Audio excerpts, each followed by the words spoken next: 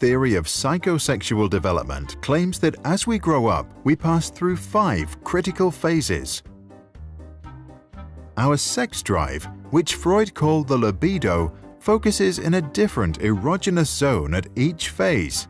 The phases are called oral, anal, phallic, latency, and genital. If our experience during any of these phases was traumatic, we might develop fixations later in life, such as neurosis, dependencies, addictions, or depression. The oral phase, age 0 to 1. In the first year of our lives, we discover the world through our oral senses. Our main pleasure comes from sucking our mother's breast or a bottle. The conflict that occurs now is the weaning from our primary caregiver. Hans is weaned off his mother's breast without trauma. Ernst's mother stops feeding him within 4 months of birth, which is too early. Ida is often left alone crying when she is hungry. Hans becomes a healthy and independent adult. Ernst suffers from trauma and develops an oral fixation. He tries to compensate for it by chewing gum all the time. Ida spends her entire life looking for the oral stimulation she was denied as an infant, and therefore develops a manipulative and addictive personality. The anal phase, age 1 to 3. The primary focus of our libido at this age is the control of the bladder and bowel movements. We have to learn how to use the potty. Hans' parents praise his attempts to use the toilet and encourage him to learn at his own pace. Ernst's parents force potty training on him too early and punish him for mistakes. Ida's parents neglect any efforts at potty training entirely. Hans develops a competent personality and a good and balanced relationship with authority. Ernst develops an anal retentive personality.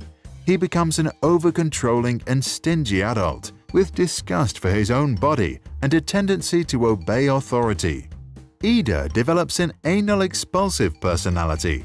She becomes messy, disorganized, inconsiderate of other people's feelings, and rebellious against authority. The phallic phase, age 3 to 6. Our libido now turns to the genitals as we discover the differences between the female and the male gender. The boys' conflict in this phase occurs as a rivalry with their father, also called the Oedipus complex. Ernst and Hans desire to possess their mother and fantasize about getting rid of their father. But they know that their father is stronger and fear being punished for their desire. Freud called this castration anxiety. Ida experiences penis envy. She believes that a penis is the key to power and domination and also wants one. Hans' father was very present during that phase. Later, Hans resolves this conflict by identifying strongly with him. He learns to take on a male role. As an adult, he respects both genders. Ernst, whose father was absent during that phase, fails to develop a strong sense of manhood. He has a mother fixation and is not sure about his sexuality.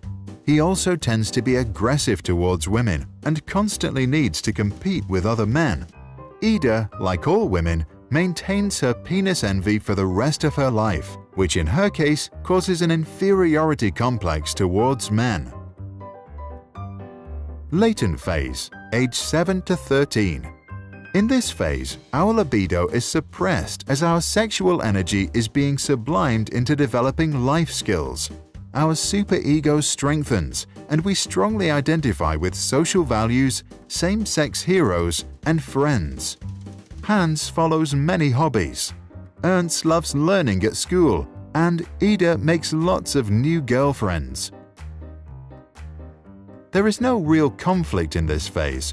All three of them benefit for the rest of their lives from the skills they developed during latency. The genital phase, puberty to death. Once we reach puberty, our libido starts to become active again and we develop an interest in sexual partners. Hans, Ida, and Ernst face the challenge of balancing the sexual desires of the id and the needs of the superego to obey social norms. The development of a strong ego helps to find a compromise between the two. Hans, who has experienced a childhood without much trauma, succeeds in building a strong ego. He is disciplined at work, has a loving relationship, and a fulfilled sex life. Ernst's ego is weaker than his superego. He obeys norms and authorities, and as a result, suppresses his desires, which leads to the development of perversions. Ida has a weak ego and a weak superego. Her sexual needs are more important than social norms or other people's feelings. She is egoistic and feels no guilt for breaking the law or hurting others. To understand the theory, we need to see it in the context of Freud's famous work on the unconscious. By acknowledging that we have a subconscious, he also implied that we store memories of early childhood and other experiences without even realizing it.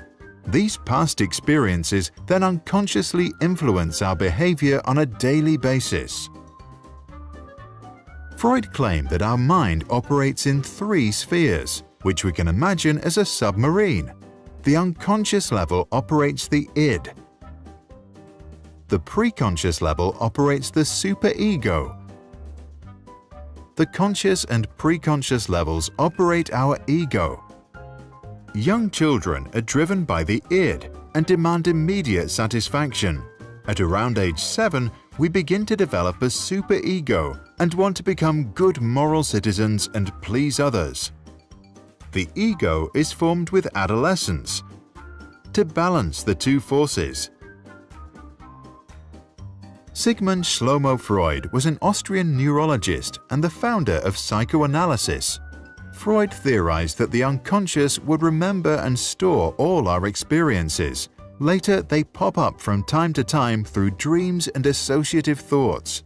By revealing traumatic memories and desires through conversation, we can free ourselves from our neuroses and live a more healthy and fulfilled life. He recommended, we should not strive to eliminate our complexes, but to get into accord with them.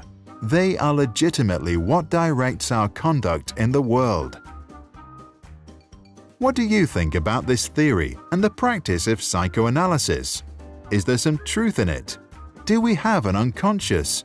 If so, does it really store all our childhood experiences and influence our behavior as adults? Please share your thoughts in the comments below.